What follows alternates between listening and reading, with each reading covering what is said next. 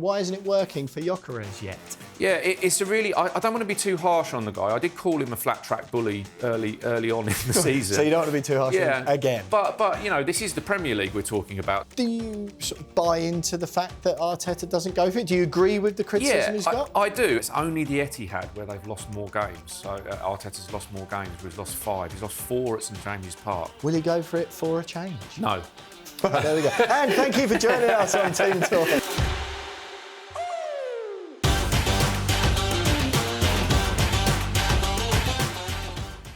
Arsenal go to Newcastle on Super Sunday as second take on 13th in what's already being billed as a must-win game for Mikel Arteta. If Liverpool win at Crystal Palace on Saturday, the Gunners will be 8 points behind the league leaders going into this game. What a huge encounter. I'm Will Pugh. This is Tactics Exposed Team Talk. That right there, you know who it is. It's Sunsport tactical guru Dean Scoggins. Dino, brilliant to have you with us again, mate. Record-breaking Tactics Exposed show on Monday when I had a day off. So, no, we're not going to be talking about that, of course. But great to see you again, mate. How are you feeling? What a game this is going to be. Yeah, brilliant. It's great to have you back. It was more to do with Ruben Amorim's brilliance, which everyone wanted to hear about, than you being off. Exactly but yeah, this is another sort of... I think you've used the tantalising tactical encounter phrase before, and that's exactly what this is, because you know, Eddie Howe and Mikel Arteta have gone toe to toe over the last few years, and what I'm going to find difficult here is picking out what they're going to do, but I'm going to have a good try. Well, look, as always, we're going to be answering your questions on this massive game. Let's get straight into it with question number 1. Dino, like you said there, Arteta has had a bit of a difficult time at Newcastle in recent years, and that is exactly what question 1 is all about. Eddie Howe has Arteta's number, so what can Arsenal do differently this time? Obviously, everyone remembers the Carabao Cup defeat for Arsenal to Newcastle last season, but you've got a couple of stats that will make pretty grim reading for Arteta on his way up to St James's Park. Yeah, it's only the Etihad where they've lost more games. So Arteta's lost more games, where he's lost 5. He's lost 4 at St James's Park, and the last 3 games at St James's Park they've lost without scoring a goal. So they've got to score, and it goes back to the 60s, I think, if they lose again without scoring, with 4 games without scoring a goal and losing. So they've got to do something different against one team. Yeah, so remarkable stuff. And look, we know St James's Park's a fortress. We know it's a really difficult place to go. We've been there as fans, and you think, God, being on the middle of that when the Geordie Nation are going crazy. So really difficult place to go for the crowd, and obviously Newcastle are a good side. They are lower than they should be at the moment, but tactically, Eddie Howe has been superb against Arsenal. Well, he has, Dino, and there's a few different approaches he's taken before. You've already done the setup on the board here, and to me, that looks like old school Eddie Howe parking the bus. It does. So that is what he did in the first leg of the Carabao Cup semi-final last year, so at the Emirates. So we'll just start there for a second. It was like a 5-5-0, yeah. But in a really, really clever way, because what it meant was, obviously there's no this guy anymore. Isak, he's gone, so they've got different problems with Isak in stopping him at Liverpool this time around, but he's gone. So what they did was it was a clever 5-5-0, because it meant that he could go and counter-attack in this space here. You've got the likes of Anthony Gordon, where if a full-back gets sucked in, that was the space to attack over the top. So fairly simple, but defensively brilliant. So when they had the second leg at St James's Park, everybody was expecting this to happen again. It didn't. This time, Newcastle pressed Arsenal right up the field. Arsenal tried to get out quite cleverly at times in that area there, but Newcastle played a 3-4-3 in that game.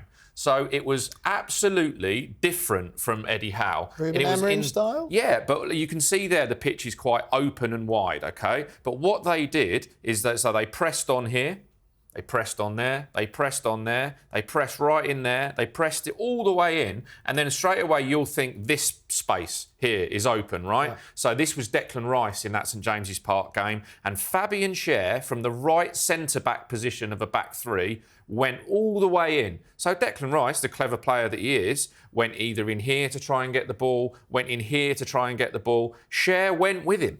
And that was where they nicked the ball for Anthony Gordon to score a tap-in where David Raya made the mistake. So, move it on to this weekend. what is Eddie Howe going to do? Is he going to go, right, we're going to go to that 3 again and press them? I think now that for Newcastle will be extremely dangerous because of Eberechi Eze. Okay. So you would think has to play in this game. He has to play. And again, Rice will be key, but I think that they're going to that they'll play Eze in the left position, not the 10, and look, Saka's fitness is a question mark, but we'll get to that in a moment. And in that position there, because then if Newcastle do decide to high press, you've now got your man Gyökeres, who we'll come on to in a minute, who can run in behind. And then it's this danger zone here for Newcastle, where if they press and Arsenal can beat the press, little ball over the top, they've now all of a sudden got Eze in here, look, Marino, Zubamendi, Rice in those positions. They've got Eze and Saka in these positions here, and I'm intentionally I've got them here, not here. Okay. If they go there, they're isolated. Internal 10s rather than wingers. Exactly, yeah. And starting position, remember we did it in the Man City show in the start of the season, starting position as a triangle with your front man, because then you're looking for knockdowns. Look, it's going to be physical. Gyökeres is going to have to deal with that Newcastle battering from the back 3 again or back 4 again. And he's done that okay so far, but it means these guys are close. So when they're playing out, in here, which also gives them the opportunity to keep that solid 3 and play out that way as well. Just to clarify then, Dino, what are you expecting from Newcastle then? Formation-wise? It's really difficult to call. I do think that we'll see them in a 4-3-3. Now Joe Linton is fit, and obviously they haven't got Isak. Yep. You know, they need to get... I think we'll see them in a 4-3-3, a bit like that, because then you'd have Joe Linton, Tonali and Bruno Gyökeres. And Gyökeres has been struggling with fitness, so they'll be praying he's back. You know, and then also Waltemada, the new centre forward, has been struggling with fitness as well, so they'll be hoping he's back. So there's a couple of positions there up for grabs. But by having Elanga and Gordon as the wide men, there's still a threat going that way. OK, so back to Arteta and Arsenal then. Just talk to me a little bit more about how he counters in that particular formation. Yeah, and I think that Rice is a huge key in this game and how he adapts to the way they play, and Marino as well. So when they attack, don't get me wrong, when they go up to this end of the field, you'll see the wingers go out and you'll see Rice and Marino push on, so they form that 5-man attacking line again with Zubamendi picking up. The 2-3-5. Exactly. But to beat this Newcastle midfield, which is fantastic, you know, combative 3 in midfield, you've got to be a flexible triangle. So it might be that Rice drops in with Zubamendi to make a double pivot and Marino comes in here. So Marino is the out ball between the lines. And then, if they lose possession again, it might be that Rice drops in here again and Marino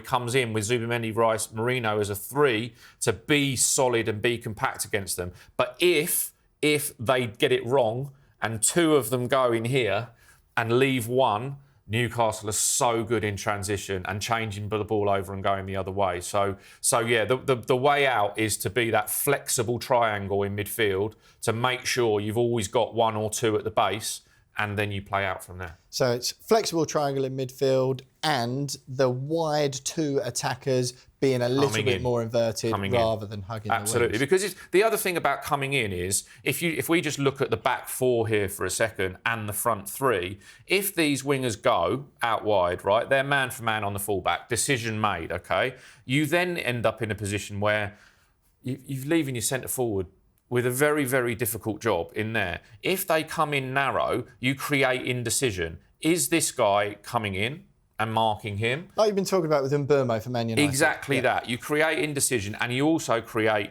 this safety in numbers here. And again, if they can get those 2 in there, that's when they go. Right, makes perfect sense, Dino. Good. Makes very much. And so, do you think then it's going to be a bit of are we going to see one of those ding-dongs? Or, you know, with Arsenal this season, I've been fairly critical about all of these massive games they've been involved in, and they've ruined them. Do you think this is going to be one of those where it's another cagey encounter involving Arsenal where 1 goal does it? I think it will be cagey to begin with, yeah. And Newcastle have faced the least shots of any team in the Premier League this season, even though they're 13th in the table going into the weekend. So they are defensively very, very solid, and don't expect Arteta to listen to the what's going on everywhere. We're saying take the handbrake off, Mikel. I don't think it's going to happen in this game, in the first half anyway. Well, listen, Dino, we'll move on to question number 2 now. One man you've mentioned there already is Viktor Gyökeres, and one thing I thought was key, as you mentioned it, was the service, the players around him. He's been required to do quite a lot so far, and the physical part of the game is where there's been a few question marks, despite what powerhouse he looked like in Portugal. Question 2, though, Dino, why isn't it working for Gyökeres yet?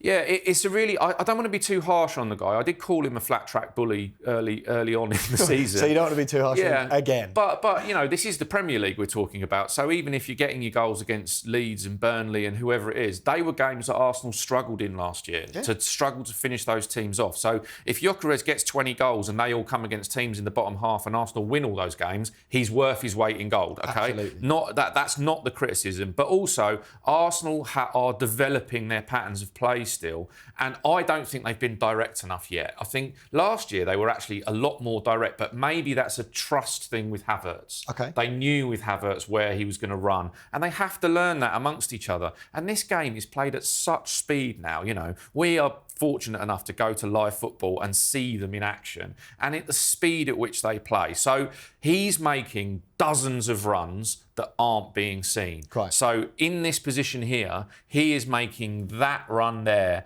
and that run there all the time. And the last 2 games, there have been some really positive signs. So the first one was against Manchester City, when Arsenal were trying to work out how they beat that low block. So if I just move the Newcastle counters back into what Manchester City were doing in a 5-4-1 really, as they played when they went 1-0 up. There were some really good signs with Eze. So if this is Eze in this position here, where Eze dropped in here and Gyökeres went in there. And then what happened was Eze gave him the ball early. Quite. So that's a really, really important thing, because if you don't give someone like Gyökeres the ball early, he's making a pacey run. If you give it to him right at the right time, he's in this position with the ball on the run, and he takes it in there. You don't give it to him early, he gets to there, the defensive line goes up, and then the player, because they're that good, thinks, I can't give it to him now, he's offside. But that's that player's fault for not giving him the ball early, okay? Yep. That's not his fault for making a positive run. So the other thing was, last night, in the Port Vale game, so we're filming just after the Port Vale game here, there was a really good sign where what they did, Arsenal, was the right back here came infield, okay? He came inside, which means this wide player had to mark him, right? Okay. And that freed up this space again. Do you remember last season we talked about the Saka ball that came from there, okay? From David Raya, those direct balls. Exactly. The wide and this will be a pattern of play that Arsenal are working on a lot. And against Newcastle, how I think will be mid-block, is the technical phrase. I don't think we're going to see Newcastle as deep as Manchester City were, because they will be concerned that if they press the ball high and they're deep, they make the pitch too big in the middle against an Arsenal midfield. But in this position here, Arsenal dragged the wide player inside, an unselfish run from a fullback, which opens up that passing lane. Now, obviously, this player's going to get dragged here.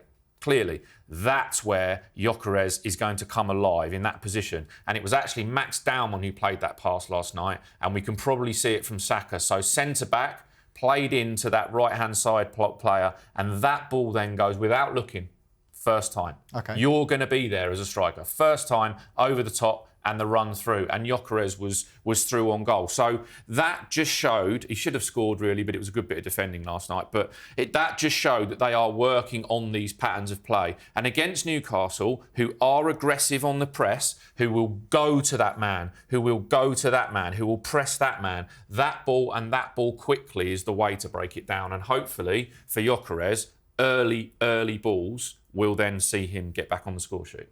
Well, Arsenal fans will certainly be hoping that, Dino, that is for sure. But I don't think it's been an absolute disaster start, as you say. I think certainly improved on last season, obviously. 7 out of 10? Yeah, 7 out of 10? They're just looking for a bit more from him, aren't they? Right, come on, Dino, let's move on to question number 3. Will Mikel Arteta go for it in a big game for a change? Now, this feels like someone's been watching Tactics Exposed. Exactly, that feels like a question from a Tottenham fan. Mikel Arteta adamant in the last week or so that Arsenal are not scared scared to go for it. They're not scared to go gung-ho. Not quite Ange Postecoglou ball. But this has been a criticism levied at Arteta for a while, that he's a little bit too cautious, particularly in transition, which we've discussed loads on Tactics Exposed. Will he go for it for a change? No. There we go. And thank you for joining us on Team Talk. No, well, look, there's been some remarkable post-match press conferences from him so far, including how he told us his phone went hot because he had CEOs and presidents ringing him about how brilliant they were against Manchester City in a 1-1 home draw. Yeah, right, which they needed at a very late equaliser. Yeah, they do. They were. I actually thought that they made one error in that game, and that was the Saliba mistake for the Haaland goal. But I'll tell you what then, sorry, before we get to the board, do you sort of buy into the fact that Arteta doesn't go for it? Do you agree with the criticism he's got? I do. And I would say also, you mentioned Spurs fans and the likes of me there, but the Arsenal fans are getting agitated by it as well, because now they've got 2 players in every position. They have got a lot of attacking options. Right. But it's how you balance those. And look, I'm not going to be overly critical of Mikel Arteta. He's done a phenomenal job get that with grin that off team. your face then. Yeah, but it's hard. It's hard because, you know, I wearing my Tottenham hat, I want the criticism to be correct, but I don't think it is. They've had a hard start. They've had Anfield. So. They've had Manchester City. They've had difficult Champions League trip. You know, they've done pretty well. They're on 10 points. You know, they would like to be 2 or 3 closer to Liverpool than they are, but this is another big game. A really, really big game, and he's now got a balance problem to solve. Does he attack a very defensively good Newcastle team, or does he be solid first? And then another press conference he gave about the finishers, the ones who come off the bench, rugby union style. That was after and the win it Bilbao at the end. game, Martinelli and That's Trossard. it, yeah. And Trossard and Martinelli have had a good fortnight, haven't they? Quite. Because, I mean, Martinelli scored a fabulous goal against Manchester City. Being dropped looks like he's done Martinelli a bit of a favour, doesn't it? Yeah. And so this. No, I don't think he's going to go for it. Of course he's going there to win. Of course he is, because he has to. Yeah, but against a team like Newcastle, you cannot afford, well, as you mentioned, to be Ange Ball style. You can't do it because they're so mobile, they're so fit, and they're so well drilled. You know, you could have Dan Burn in that left-back position or the left centre-back position, and the physicality then, if you have him as a left-back and then 2 centre-backs as well, is massive. You know, they've got a player, they've got the likes of Livramento and Trippier, who Livramento will spring counter-attacks by foot. Trippier will play a fantastic crossfield ball to spring a counter-attack. So if you get drawn in, you're going to get hurt. Right. And also, this midfield 3, let's hope, as I say, for the game perspective, that Bruno Gyökeres is fit. But Joe Linton, Tonali, Bruno Gyökeres are, I would say, the most combative and mobile midfield 3 in the Premier League. Right. I think that they, as a combination, they cover the most ground. So, to answer this question,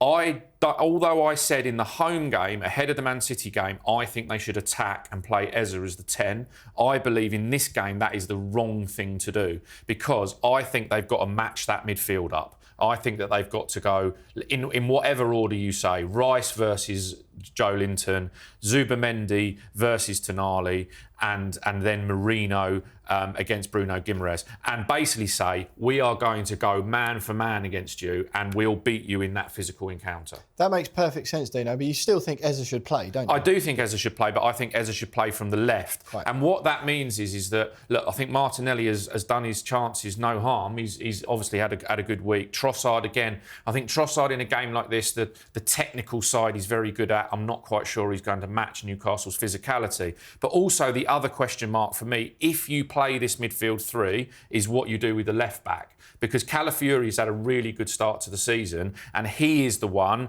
where if Eze goes in that position there, as I talked about in question 1, and you get narrow in the attack, and then Calafiori joins in here, you go to your 3-2-5 shape in attack like that, then Calafiori's the one that can work with Eze going that way. However, transition against Newcastle, if Declan Rice is the one that pushes forward, so your left back comes back in, Eze stays wide. If Declan Rice is the one that joins in here, and Merino and Zubamendi stay, as opposed to Calafiori. So if Declan Rice is the one that joins the attack, and let's say Merino pushes on in that position there, so maybe Rice this side, Merino that side, but however it goes, then you maybe want your inverted fullback to solid you up in midfield against the counter-attack. Well, that was my next question, Dino. There have been calls or suggestions that this may be a Lewis Skelly game. Lots of S's and T's in this. Yeah. But he played against Port Vale, of course. And he was involved right up in this area of the field, a more Calafiori position to set up the Eze goal. So that is a good question to ask. I still think it'll be Calafiori because I think that in that position there, if they get themselves into a solid three, Calafiori can be almost, I've used this phrase a lot already this season, but the wild card fullback. He can then be the one. I like that. And if we get an Elanga position where he goes on the counter-attack, they lose the ball, Newcastle. Calafiori is the one where they can be direct and he can be the one that gets into these positions over there, which is into that position close to Eze. But that's more natural for Calafiori than it is for Miles Lewis-Skelly. And then, obviously, substitutions and finishers late in the game, that might mean that, OK, we need to score. We take a Marino off. We go to a two-man at the base. Eze becomes your 10. Saka's obviously still wide. You bring on Martinelli, so you go a much more four-man attacking shape with Saka, Gyökeres, Eze and Martinelli. And then Miles Lewis-Skelly is a good option to come on then because he can solid up that midfield and still you can be resistant to that counter-attack with an inverted fullback. So there's two options there and I think he'll go with the safety first one. Plenty of options for Mikel Arteta, probably more, to be fair, than he did have last season, which is giving Arsenal fans a little bit of hope. And look, don't forget that with Betfair's Safe Sub, your bet is not over yet. It rolls onto the player coming on if the player you have bet on gets subbed off. So, for example, if you've had Eze to score first, the scores are still at 0-0, he comes off, Martinelli comes on and whacks one in the back of the net. To the delight of the Arsenal fans, you will still get paid out. Dino, this promises to be yet another, I've used it too many times actually this season, but another barnstormer. It's going to be tactically intriguing, but also there's a little bit, particularly with Newcastle. That's why I love watching Newcastle so much. I know they're struggling a little bit in the league table, but they come at these games with that great mix of fire and brimstone and the tactical intelligence that comes from Eddie Howe. Yeah, absolutely. And I would keep an eye on Joe Linton in this game and how Arsenal try and target Joe Linton a little bit early on because he is a great player and his improvement has been, unbelievably good, but he is a walking yellow. And so if Arsenal can match Newcastle's physicality and attract fouls from the likes of Joe Linton, they could get some joy on that counter-attack going the other way. But you're right. It's from a tactical nerd brain perspective, this is one of the games of the season.